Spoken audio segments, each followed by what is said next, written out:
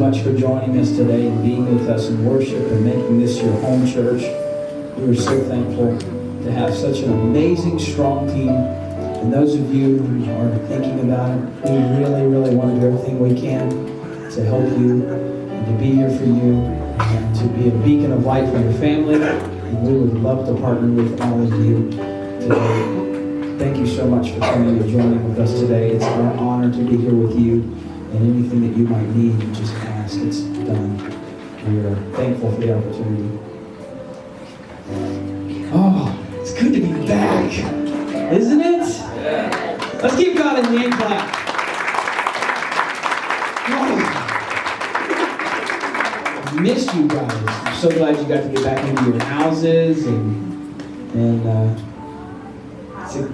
power, having more power turned on. When the water got up to the boxes, they had to turn it off. God He loves us, doesn't He? He loves us. We had a great time last night at the Fuse Youth Night. One bad part, I did probably whip them a little too hard in basketball. I regretted that this morning. I felt bad about it after I'm getting some head shakes over there like that didn't happen. We had a great time last night. We really did. Thank you to all of our team that was out there and all of our awesome students that are making this an awesome time. We had a group that was there last night. We had a great time, didn't we? We had a good time. Greg was out there. Me and Greg was out there. You know, we look like dads. That's all I can say. We look like dads, but we were holding our own. And Mike, I talked to Mike. He sends his regards this morning. He couldn't make it today. He has to get a car situation taken care of. His car has been acting up, so he was handling that today. But he said, "Man, I think we held our own pretty good." I said, "For a couple old dudes, yeah." You can tell where we were because we're sitting on the bleacher just, we're coaching. We need a coaching moment. You guys get out there and play. We're coaching. We had a coach moment where we had to sit down and collect ourselves and to keep from puking everywhere. So we had a really good time doing that, and we had a ball. Had a lot of new faces there that had never been there before, which is what this whole thing is about. I would say 80% that were there last night had never been to a youth event ever. And we are thankful for the opportunity. Let's give God a hand clap. That's amazing. We are so excited to be able to invest and to it really is a joy to invest in them, in our youth. And our students are going to really be impacted. I promise you that. And you know what was so great is last night Scott McDowell comes in. Scott owns the school. And he comes walking in. How many's ever seen Scott? I love this guy. I'm telling you right now, somewhere this guy and I have something in common, because I'm telling you, when I see him, he just lights me up. I love this guy. He's awesome. Owns the school out there. He comes walking in this cool hat, right? The hat that he was wearing was, I don't know if it was Australian, but it was like a cool, floppy, neat hat. Shorts. And short. It's freezing cold. Comes walking in, you know, and I just, like I said, this guy is just, I love being around him. He just comes in and he sees all of our students that were there, and he just started beaming, smiling so big. And he comes walking over there, and I was over here, you know, I was teaching them a lesson in basketball, and he was over there on the bleachers talking to Mike, and I just seen him shaking his head and smiling. And I walked over there to him, and he goes, "You don't know how much this makes me happy." And he was just smiling. He's like, "You got big kids here." I'm like, yeah. They were all older guys. You know, they were 14, 15, 16, 17 years old. Like, we had a great, awesome array of students. And he was looking at us. He's like, "I'm glad you guys are doing this." He just kept smiling. He says, "I love this." He said, "I love this." Seeing them having fun. Kicking, you know, the thing is, this guy's a big kid, man. He's watching these guys kick these big, huge, I don't know what, some kind of like yoga kind of ball, and he's just watching them, just lighting up, watching them. He's like, "Man, I'd do something like that," you know. And he's like, "I'm surprised one of them hadn't tried to put it in the hoop yet." And it wasn't 2 seconds later, they didn't hear him say it. They put that big, huge ball in one of them hoops, and he's like, "Oh!" Scott was like, "They did it! All night long, Timmy was trying to put that ball in there, and Timmy was the one that ended up putting it in that move, and Scott was like, "He did it!" Like, It was really fun. But anyway, wonderful connections, great time last night. And if you want to get involved and help with the Fuse, you want to get a little jolt of energy, maybe you can't go the full time, come join in, plug in for a second, get some of that, see some of that, relive some of that. It's a good time. And we encourage anybody that wants to volunteer, it's open for everyone. Every person that wants to come in, you got a free night, we're having a Fuse night, we're gonna start having them Saturdays, 5 to 8. That way we have a little more recovery time and we're not rushing to get back to school and stuff like that Sunday nights. Come join us. Just catch in, say, hey, is there a Fuse event? Come shoot by, and it's a lot of fun. It's one of the greatest investments you'll ever make, I guarantee you. If you have your Bibles, I just want to put a word in you really fast. Hebrews, the 11th chapter.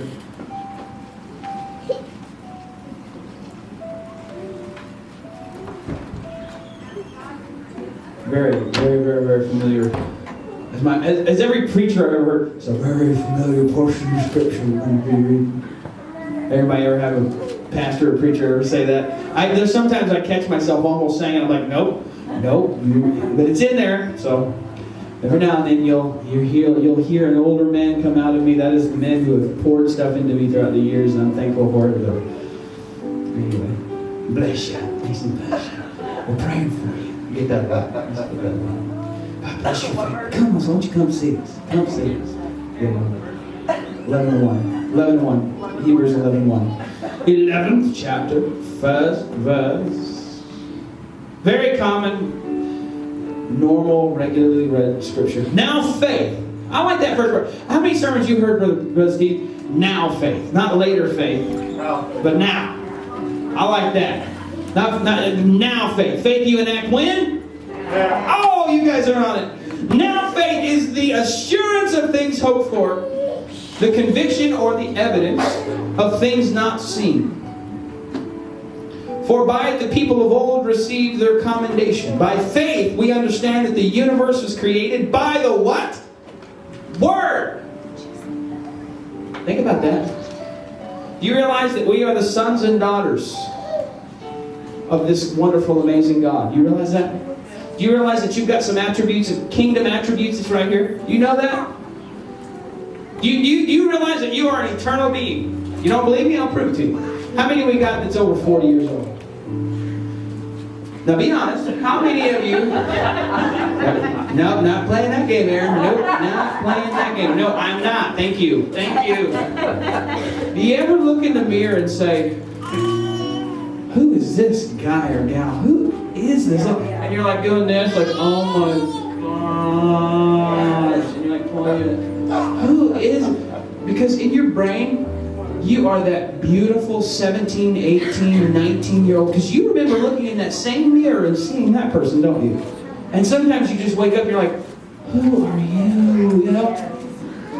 And it doesn't feel like you should, have the image that you have. But as we all know, time. I woke up with a hip issue this morning. When you're schooling, you go back and forth on the court, and there's that little swivel, and the old hip says, nope, you're done now. Quit. And I'm like, nope, we're going to push on through. Keep on going. And then I wake up in the morning. I'm not kidding. I'm not kidding. This is literally how I walked out of my bed. Oh, for real. Like no one even seen me. It was too early. I literally was walking like that because I had to. Man, I was like, oh my Lord. It's still there. I still feel it.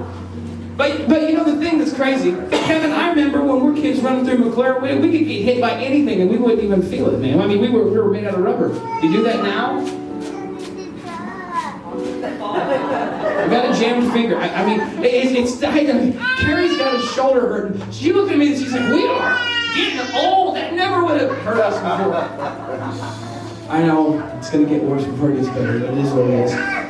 But you know what's crazy is you can look in that mirror, and that's where I am going to convince you that you are an eternal being.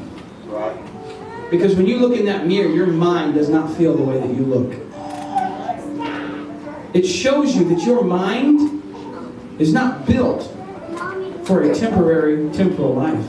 Do you realize that the mind that you live your life with, Anthony, is set up to be able to withstand this life and live for literally eternity? That's why time means nothing to your brain. And it shocks you every now and then. Because your brain is not built to get old. Our bodies do. But do you realize in your brain, you are 16, 17. There is no age, there is no time, there is nothing like that. Your brain is built to be able to perfectly leave this particular life and enter into another one. It's a vehicle. This body, it's a vessel for the vessel. Your mind is the vehicle. Your spirit is the vehicle. That thing that you operate in, that's the thing that will take you to a holier place. You're literally built for eternity. If you're ever needing convinced of that, remember that you are built for eternity. I just had a good thought. Let me write this down real quick.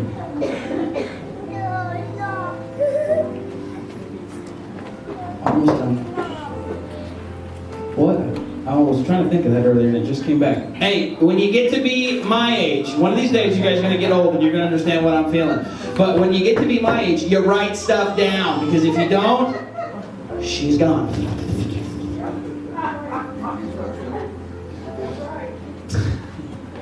Today I'm going to talk just real quick about the subject.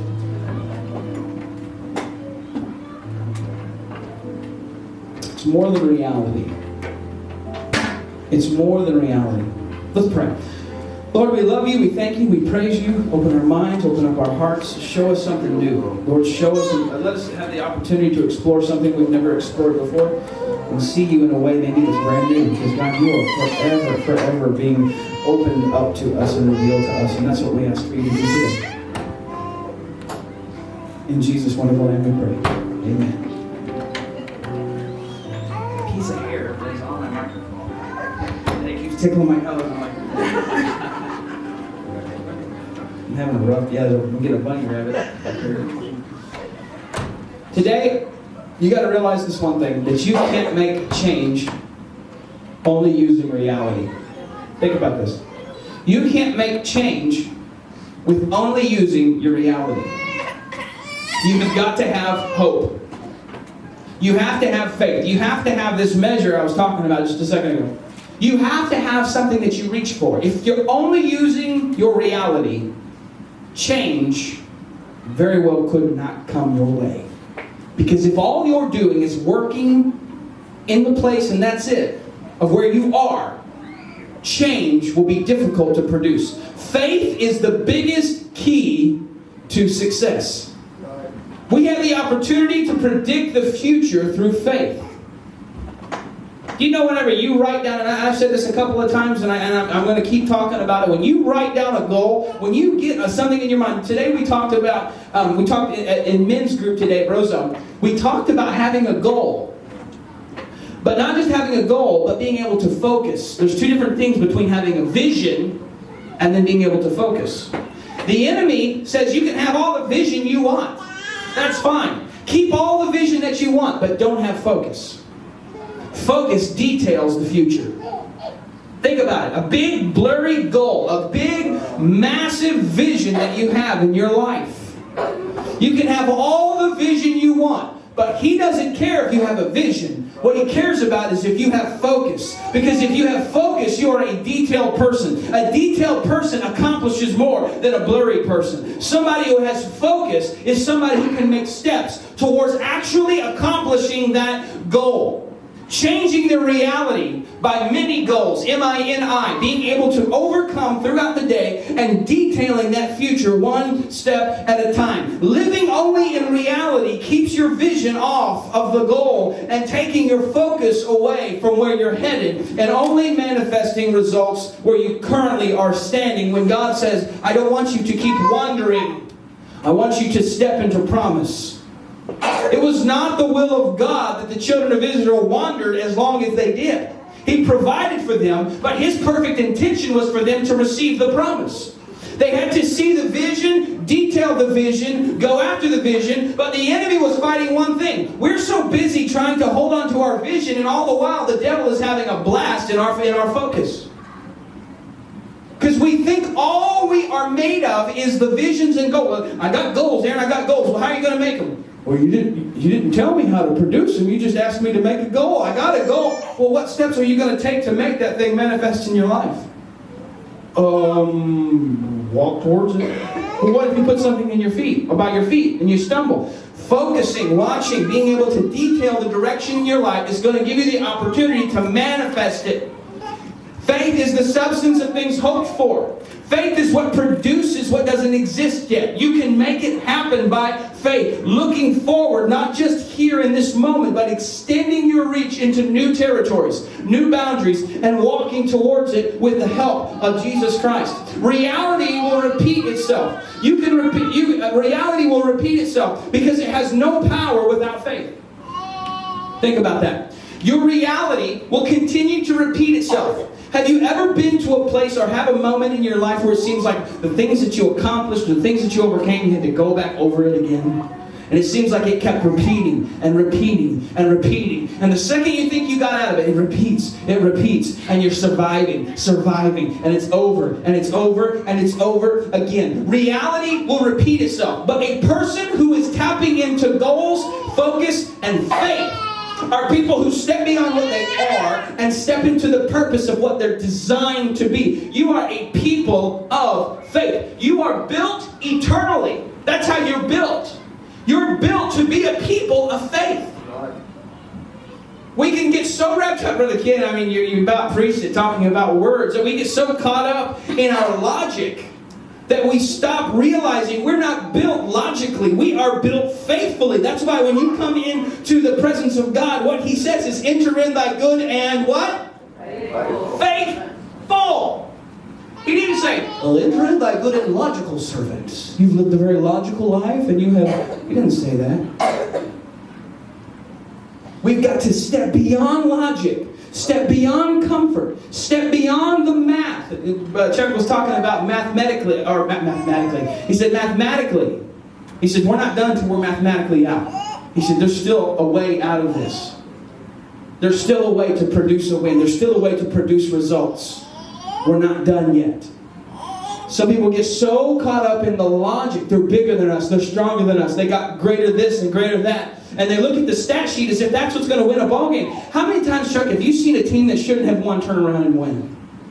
How many times did we see the Appalachian State team beat Michigan State? That was an unbelievable, not supposed to happen football matchup. It was just a way of padding the record, and that was it. They ended up beating this huge, powerful university. Statistically, they should not have beat them.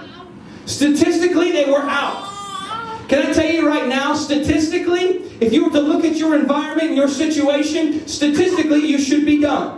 Statistically, you should follow the same pattern that your parents set before you and their parents set before them and them before them, and you're a this or you're a that. You're a boy, you can't do it. You're a this, that's who you're going to be. And they statistically count you out because of your family, because of the lineage in which you are a part of. Can I tell you something right now? Just because you may be statistically out, you don't have to be faithfully out. In the